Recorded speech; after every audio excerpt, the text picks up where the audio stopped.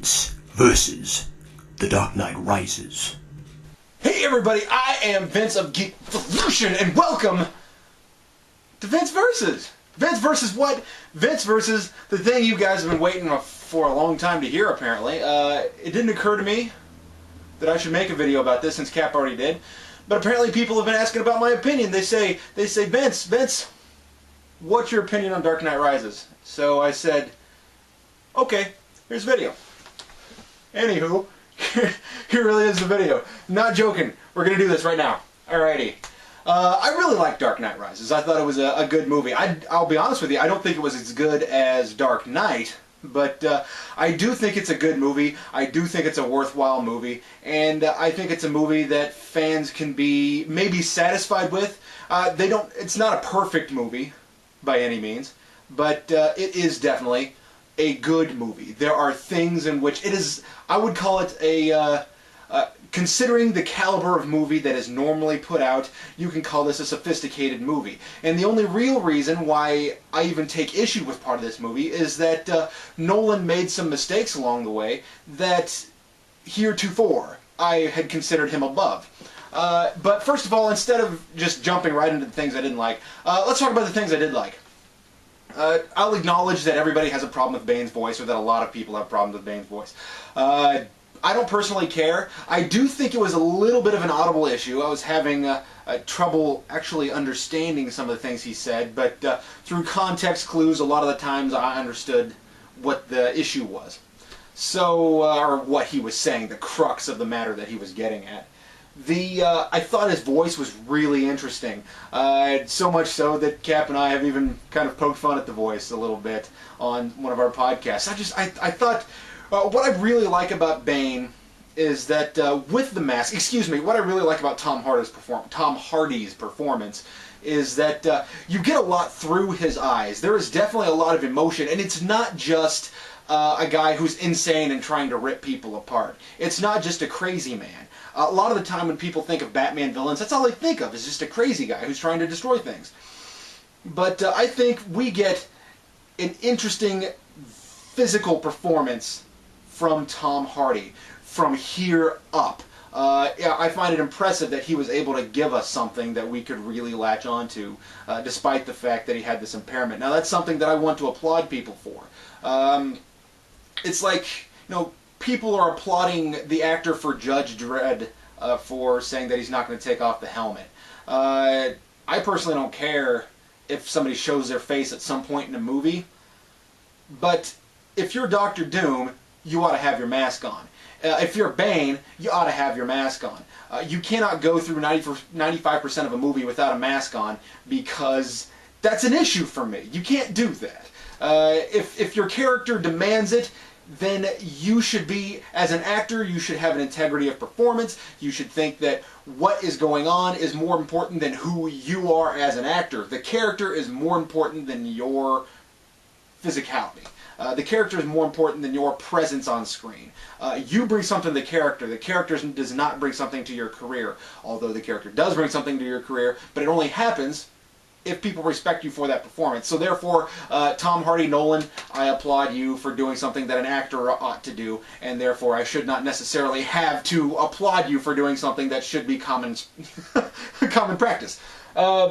Anyway, I really like Bane's voice and eyes and his, the way he carried himself. I thought he was interesting. Let's see here. I think the movie's well cast. Of course, at this point, I don't take issue with anybody who's already been there, or who's in the previous two movies. I just enjoy their performances.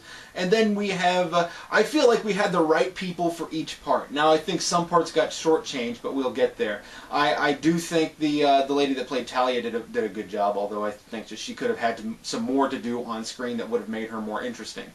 Anne Hathaway, I was in support of before she was in the movie. Somebody said, do you think she can do this? Yes, I do. I think she's great. Tom Hardy, after watching Bronson, I had no qualms about this. I just figured he could probably do it, and he did it better than I thought he even might have. I think that this movie I'm not going to say it masterfully ties you together, because it doesn't. I'm going to say that it adequately does this. It adequately ties Begins and Dark Knight together into this new movie. This movie could not exist without Begins and Dark Knight. So these two movies have a presence in the new movie. Well, newish at this point. But that's the thing, is that Harvey Dent's death has some... Well, not so much the death, but really the way the people handle the death of Harvey Dent is what becomes so integral for this movie, because a lot of it hinges on these people having a lie. But that's what I thought was interesting. I was trying to grasp at a theme here, and what I've come up with is essentially that sometimes it doesn't feel good to do the right thing. That's what you would get from Dark Knight. So they're doing the right thing, and it's really hard to live with. Well, let me take that back. Dark Knight was not necessarily about it being hard to live with. Dark Knight was sometimes you have to do the right thing, even if you don't want to do it. So, therefore, they stop and say, Harvey Dent was a good man.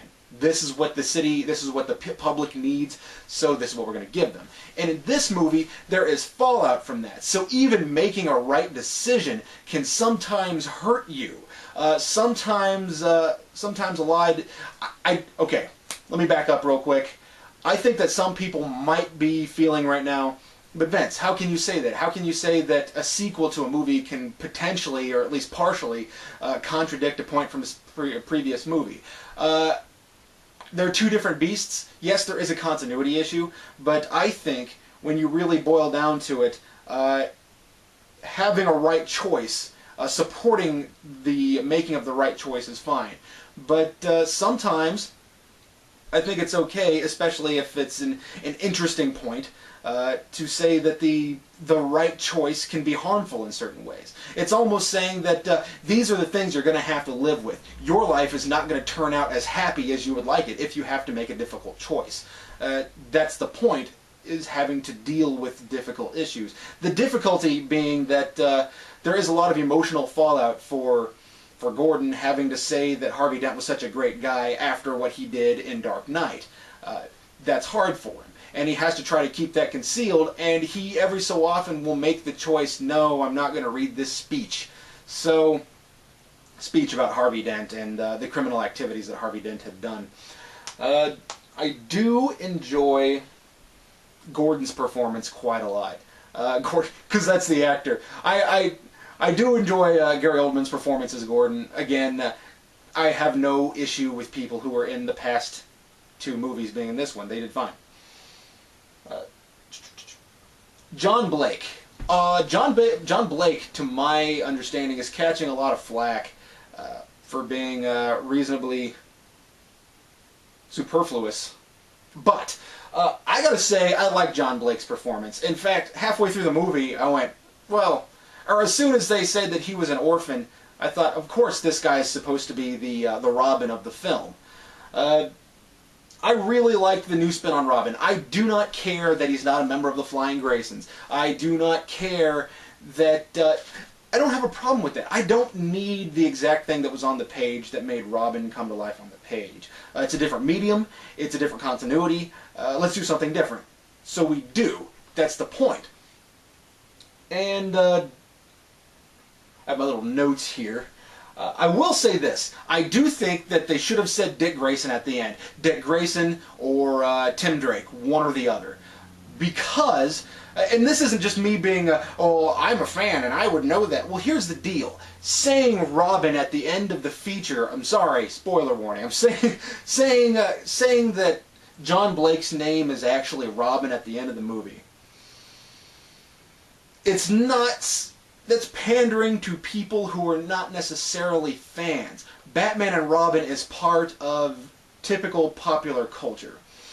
And if somebody understands that it's Robin, understands that there are certain tropes that are generally applied to Robin characters, then they can understand that this character is supposed to echo Robin. They get it. So when they get to the end of the movie and they say, oh, your name is Robin, it's like taking a hammer and saying, did you get it? If not, I'm going to write Robin on the hammer and hit you in the head.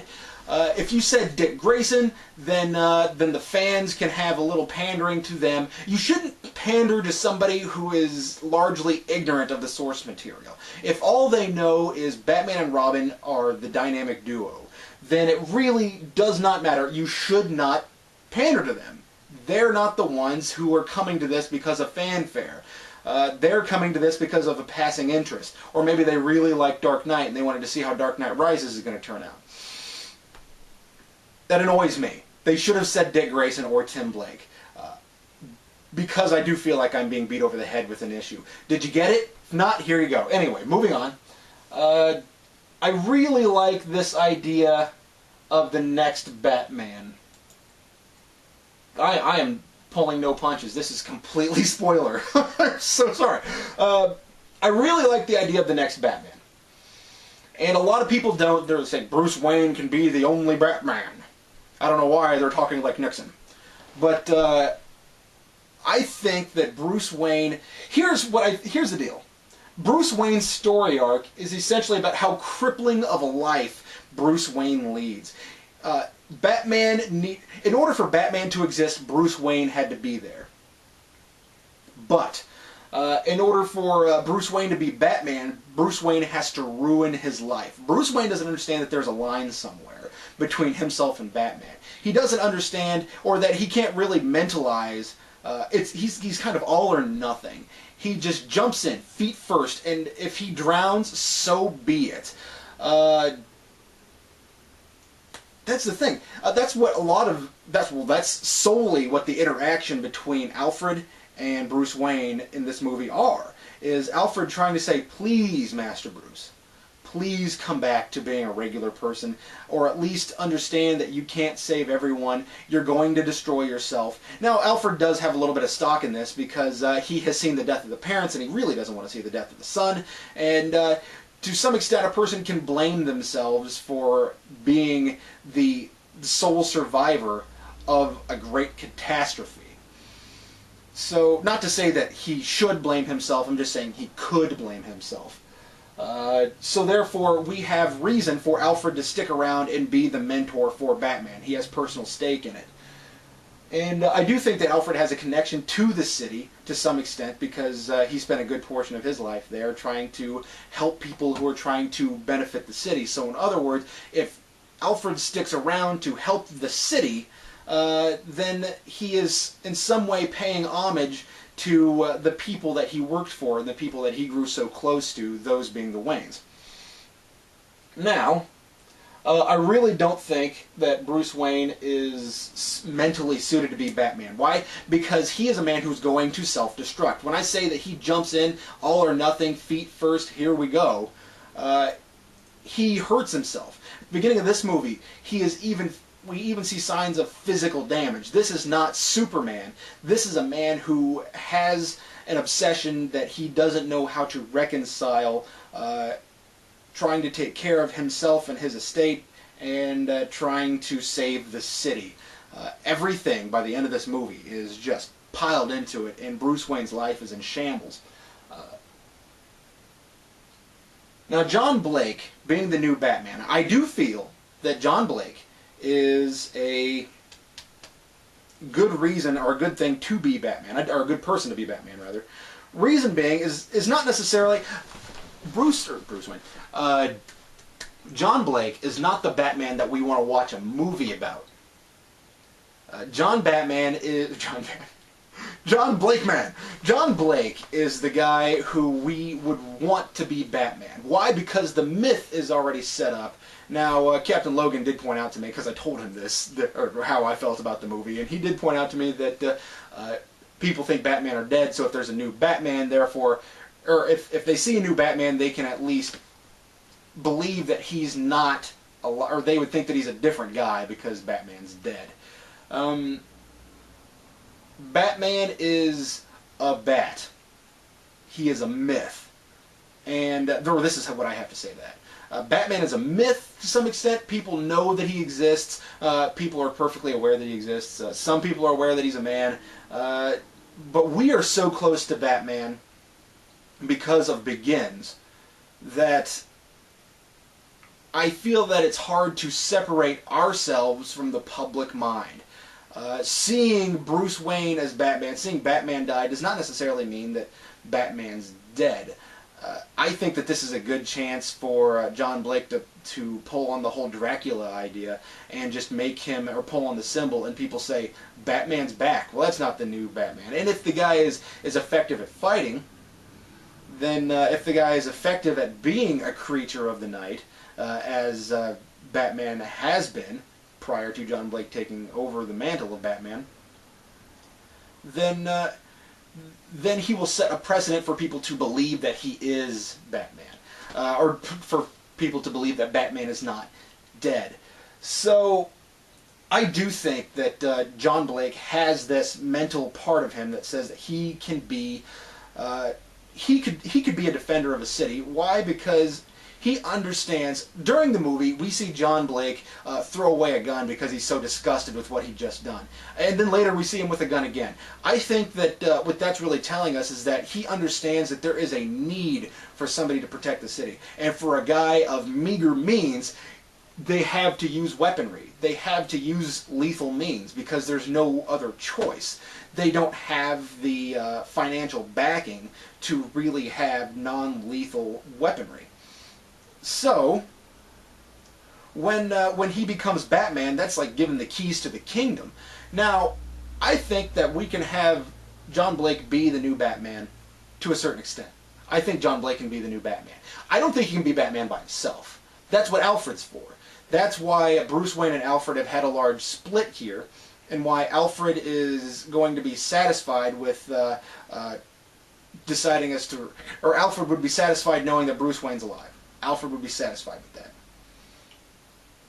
But he does not necessarily stick around to, and this is what I'm thinking the ending of the movie is supposed to mean. He's not going to stick around with Bruce Wayne. He's going to go back to the city and try to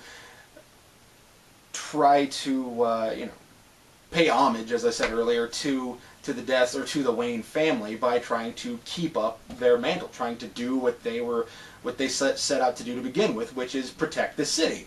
And now we have a warrior and we have a teacher. The warrior being John Blake and the teacher being Alfred. Now we do have John Blake already being fully aware that he's going to have some training, of course. He's going to need to know how to use the equipment. He's going to need to know how to be Batman. He's going to have to take some fighting training even. So we have a support base of people still alive that can help John Blake be Batman. Bruce Wayne is not mentally ready to be Batman. And that's why I think John Blake is a good one to be Batman. I mean, that's...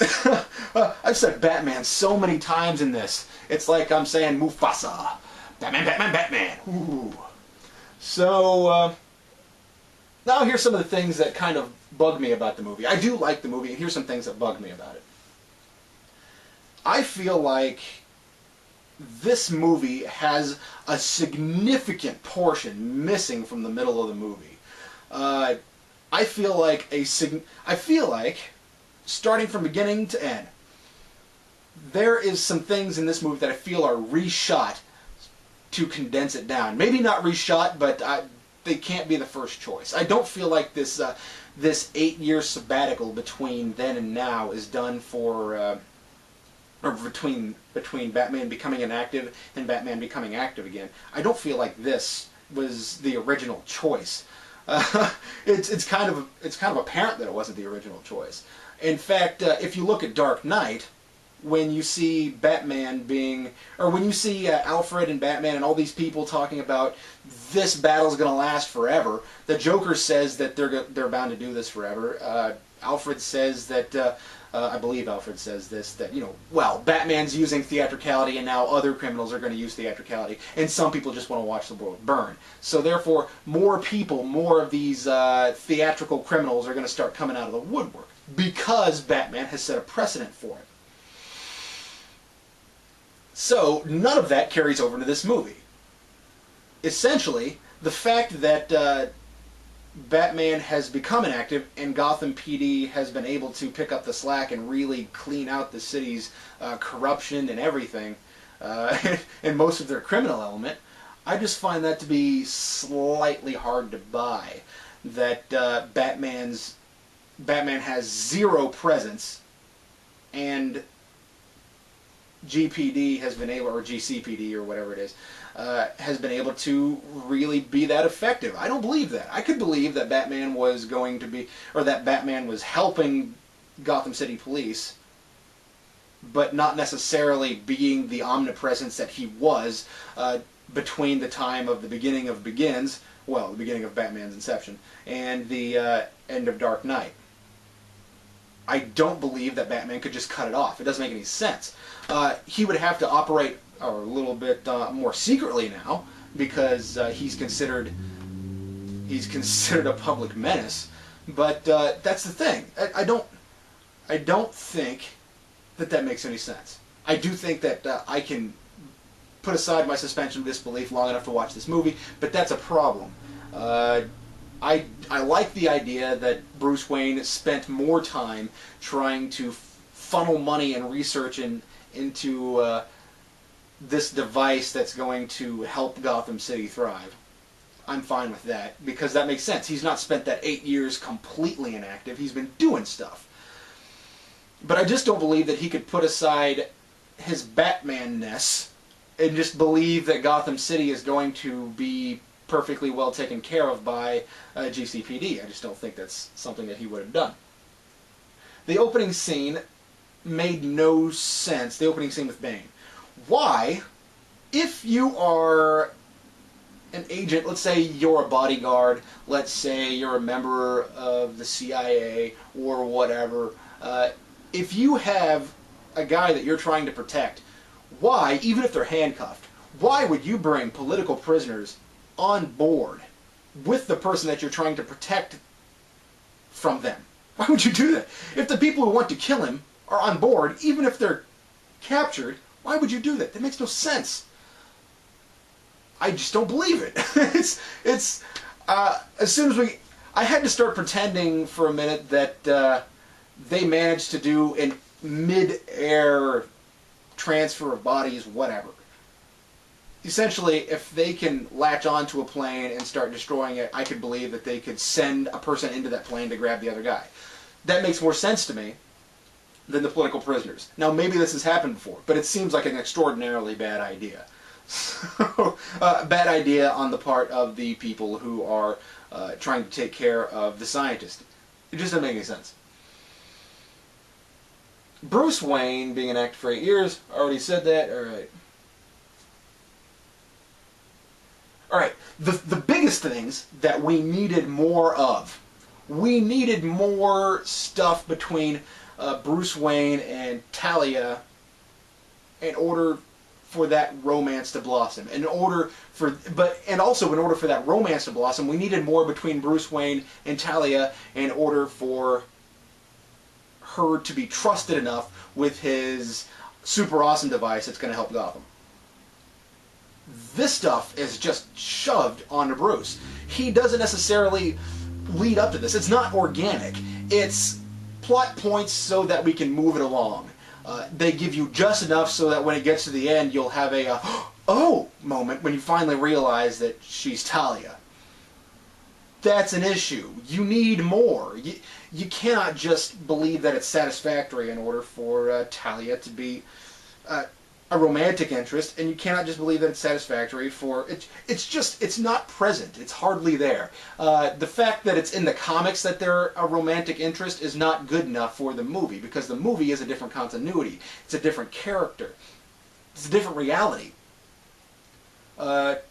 It's completely different. You cannot rely on a pre-existing mythos for people to understand the current mythos for you. Let's see here. What else do I have? I do think it's weird that Batman got back into Gotham. I would be okay with Batman sort of making his arrival very apparent if he managed to, I don't know, maybe he catapults himself in. I don't care. The thing about it is that he had his fortune taken away from him, so he really doesn't have a way of getting there. Now, I could see that maybe he could potentially, I don't know. I could see that he could get back to the United States by finding a Middle Eastern-based U.S. military base and just stash away in a plane somewhere and then make it back to the U.S. But how does he physically get into Gotham? Maybe, I don't know. Parachuting in would seem like a bad idea, but I just don't get it. I mean, I can, and there's a lot of people saying he's Batman, he can figure it out. Well, that's not exactly good enough, because we've spent so much time in these past movies seeing things, and this is Captain Logan's thought, but basically, I have to give credit. I have to give credit to him for saying this about the other two movies, as opposed to me, who just went, "That's not good enough." I could put aside my suspension of disbelief and say that there is some way that Batman could have gotten back into Gotham, but we should have seen it. It should have been part of reality. What Captain Logan said about Batman's I'm sorry, I'm derailing. The explanation of it's Batman, he can do anything, isn't good enough, is because in Batman Begins was entirely about him becoming Batman. How does Batman do what Batman does, which is essentially a large theme of what the first two movies are about. And then we get to this one where we're just supposed to accept it.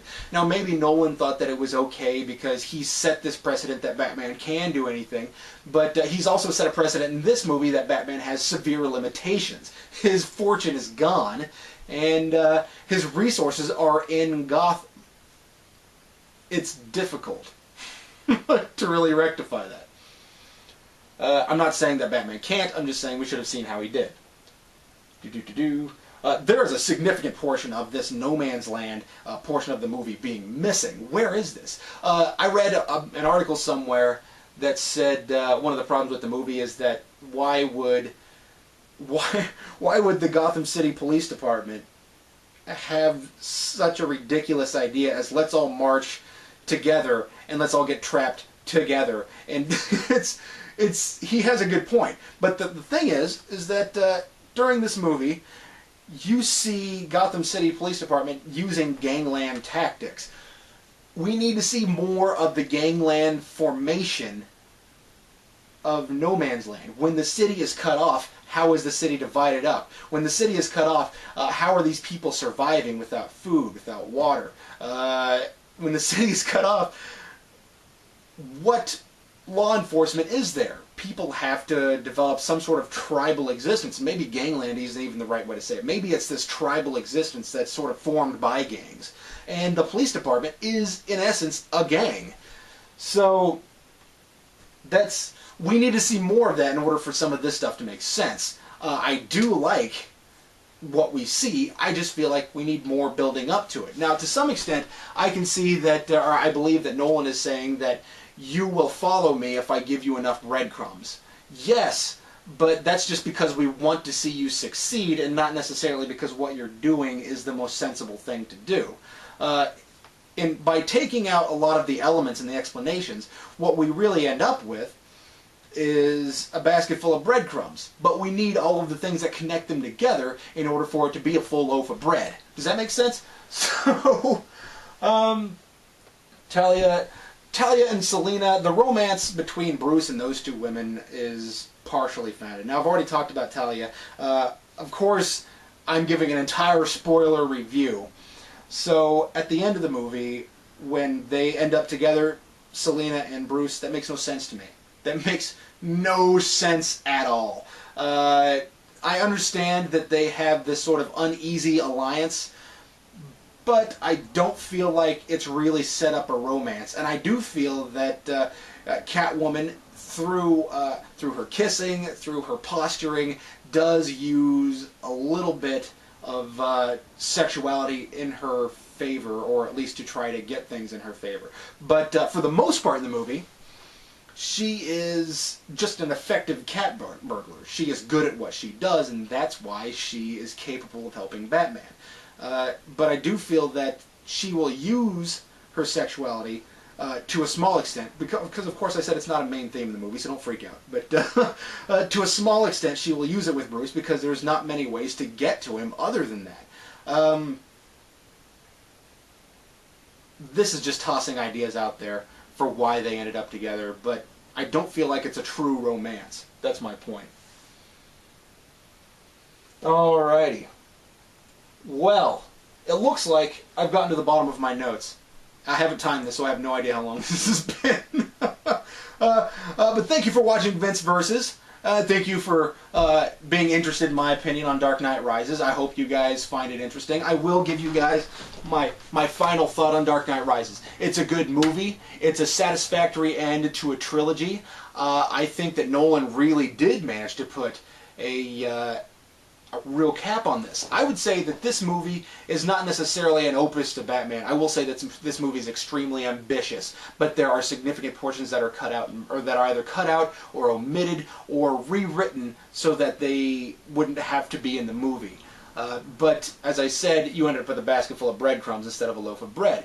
These things are slightly disjointed from one another. I do give Nolan, I believe that Nolan knows what he's doing, and that Nolan is, he's a professional, but there are certain mistakes. Oh, I didn't touch on that. Another thing that drove me nuts. Apparently, nobody's talking about this but me. So, I'm going to say it. There are moments in this movie with stilted exposition. What do I mean by that? Exposition, for those of you who don't know, is giving background information.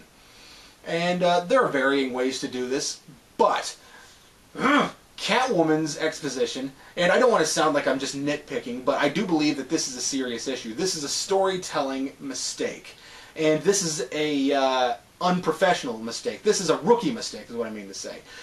If this is one of his first movies, then I would say, fine, I can believe that this is, or I can forgive somebody for having a stilted exposition, but Nolan's a seasoned filmmaker. This is something that he should have known was really stilted. Even at the scripting phase, he should have known this was stilted. And Catwoman traps Daggett and says, whatever, I forget what she says, but then Daggett says, oh, you mean this thing that I was supposed to give you for rendering this service to you? And then she throws him around a little bit and puts him in another position, and then he does it again. Oh, you mean because you did this for me, I was supposed to give that to you? Oh. Now, I understand why that's supposed to make sense, and in scene, I guess it makes sense a slight amount, because Daggett's being rude to her. He thinks that he's untouchable right now because of his allies, so that when Catwoman shows up and he's taking advantage of her, and she's angry, he feels that he can be Mr. Big Man and he can make fun of her a little bit. But it seems weird to me that he gives, and it is weird, that he gives every single detail within his little speech there while he's being threatened by Catwoman, and she just stands there and listens to him. If I was Catwoman and I was trying to threaten this guy and he was trying to gain the upper hand by talking down to me, I'd have broken something. Why? Because I'm capable and he's being rude and he needs to be taught that I am more capable than he is. So therefore, her just standing there and letting it happen is really strange. And so it seems weird. Now some of you might say to me, yeah, okay, I'll grant you that. That why would Catwoman stand there and just, or Catwoman, I keep calling her Catwoman. She's not Catwoman, she's Selena Kyle. Why would Selena Kyle stand there and take this from Daggett? I can grant you that. But what he was saying made sense. True. But during a movie, it comes off as stilted. And let's remember that dialogue is not about being 100% authentic, because if that were the case, the F word would be tossed in for most people about every other word, and it would slow the cadence down. It'd make your movie about 4 hours longer for anybody to make a point. Life is, as Hitchcock has said before, film is life with all of the boring parts cut out. So you got to get to the point. And if the point is that we're standing there, or if you're standing there listening to what Daggett has to say, you're not being true to your character. And if Selena Kyle wouldn't stand there and listen to him, then we wouldn't have heard it anyway. So therefore, it wouldn't be true to life. So there you go. But I really enjoyed Dark Knight Rises. I thought it was a very solid movie. I liked Bane. I liked John Blake a lot. I like Bruce Wayne's character arc. I like the whole thing about the pit and trying to escape. I didn't mind that they did a bait and switch with the background of Bane and Talia. I didn't mind that. I do feel that in order for that to be significant, we need to have more about Talia because she's boring right now. All she is a person with a background who had some stilted scenes where, or some forced scenes where she had a slight romantic interest and sexual encounter with Bruce Wayne. That's really all we know about her. That's a problem. So, in other words, man, I want to leave you guys on a good note. I really did enjoy this movie. I will buy it at some point because I like it, and I'll probably want to watch it again. I do think that there are things in this movie that are heavy and are worth looking at. I do think that you're going to find some themes, specifically focusing on Gordon and Bruce Wayne. We needed more Alfred. We needed more Talia. We needed more... Well, we needed more of a romance between Bruce Wayne and Selina Kyle in order for that to make sense. But really, for Bruce Wayne, for John Blake, and for Bane, I think that we had... for Bane, that sounds like a word. But, and for Bane, I think we had a lot of stuff. I do think that after we switch the roles of Talia and Bane, we need more about Bane to make him relevant. But, I enjoyed it. Now, oh, another thing, and this is in defense of the movie, some people have been saying that it's kind of gross that we don't really have a solid relationship between Bane and Talia. Is it a father-daughter relationship? Is it a brother-sister relationship? Is it a lover relationship? They have a point, we don't really know, but I think that's what's interesting about it. It kind of goes unspoken, and it's really demented. And it's very original Paul Mooney Scarface. It's because, you know, the possession of the loved one. It's kind of gross in the way that they're doing it, but that's the point, is that these people are not necessarily of common mentality. They have a different way of thinking about things that we find to be disgusting or disturbing. So, how do they really look at each other? We don't know. I'm okay with that. That's my point. Thanks for watching Vince vs. Guys. Vince vs. Guys? Oh my god! How many? Maybe I can take them. Anyway, guys, thanks for watching Vince vs. We'll catch you next time when I review something else. See you then!